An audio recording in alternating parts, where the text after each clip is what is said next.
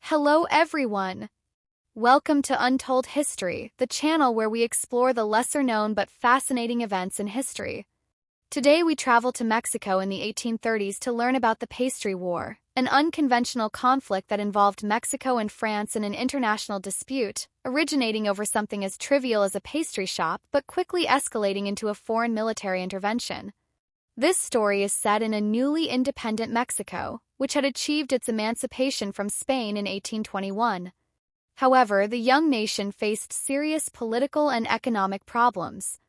Mexico was in a situation of extreme internal instability, marked by political conflicts between liberals and conservatives, as well as continuous power struggles between various factions. In addition, the Mexican economy was in a state of precariousness, aggravated by the debts that the country had contracted during its War of Independence. In the midst of this context, a seemingly minor situation ignited the spark of an international conflict. It all started when a French pastry chef, Monsieur Remontel, filed a complaint with the French government alleging that his pastry shop in Mexico City had been looted during a riot in 1828. Remontel's version maintained that his business had been damaged and looted by Mexican soldiers, who allegedly had not been properly controlled by local authorities. According to Remontel, the damage caused was so significant that he demanded compensation of 60,000 pesos from the Mexican government, a fairly considerable figure for the time. However, the Mexican government rejected Remontel's lawsuit, claiming that the amount requested was disproportionate and that there was insufficient evidence to support the extent of the damages claimed. Remontel's complaint, which in other circumstances would have been a simple diplomatic incident, took on inordinate importance when the French government itself decided to support its citizen and take more drastic measures to demand the payment of compensation. This case of the bakery added to a broader list of complaints that French citizens living in Mexico had filed against the Mexican government. In those years, it was common for foreign merchants in Mexico, especially Europeans, to complain about the climate of instability and the frequent disturbances that affected their businesses. France, which sought to strengthen its influence in Latin America and protect the interests of its citizens, found in Remontel's case the perfect excuse to act. In 1838, the King of France, Louis Philippe, decided to intervene directly. Louis Philippe, who governed in a context of commercial expansion and growing French influence abroad, saw in this incident an opportunity to send a clear message to Mexico and the rest of the world. Under the guise of protecting its citizens, he ordered military action to force Mexico to comply with demands for compensation. Thus began what we know today as the Cake War, a conflict that, although at first seemed trivial, took on much more significant proportions. The French government sent a naval fleet to the Gulf of Mexico, blockading the country's key ports to disrupt foreign trade and put pressure on the Mexican government. This blockade was aimed at suffocating Mexico economically and forcing a quick negotiation. Ports of Veracruz and Tampico, vital to the Mexican economy, were severely affected. In addition to the blockade, French forces took more aggressive measures. In November 1838, when diplomatic negotiations failed to resolve the dispute, the French fleet bombarded the fortress of San Juan de Ulua in Veracruz, one of Mexico's main defensive strongholds.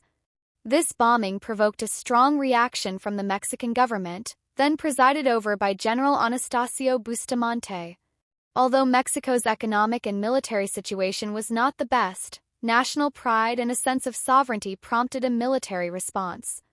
General Antonio López de Santa Anna, one of the most prominent figures in Mexican history, was called upon to lead the defense of Veracruz.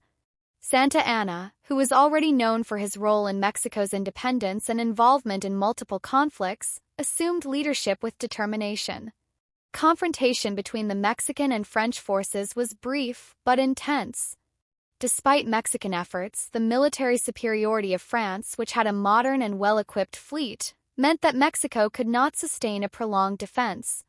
During one of the battles, Antonio López de Santa Anna was seriously wounded, losing a leg due to a cannon explosion.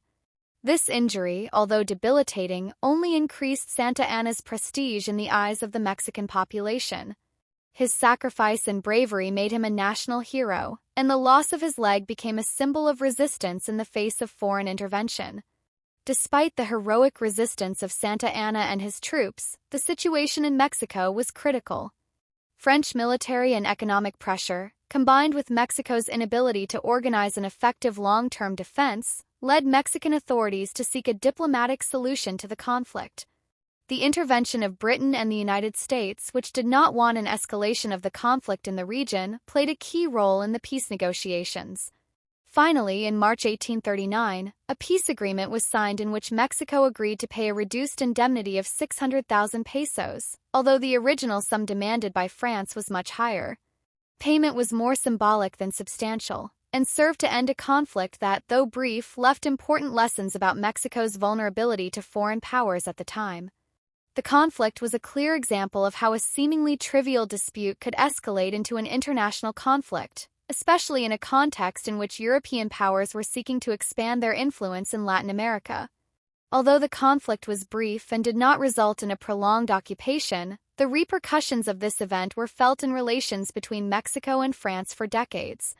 For Mexico, the revolt of the pastry chefs evidenced the country's internal weaknesses and its inability to effectively confront foreign intervention.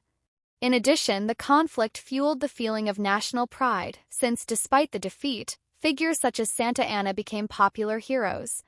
For France, the intervention in Mexico was seen as a diplomatic and military victory, although it also underscored the risks of intervening in Latin America's complex political dynamics. Thank you for joining us in this analysis of the Cake Wars. This episode reminds us that history is full of unexpected conflicts and that even the most curious events can have lasting repercussions. If you liked the episode, be sure to subscribe and turn on the bell for more fascinating stories in untold history. See you next time.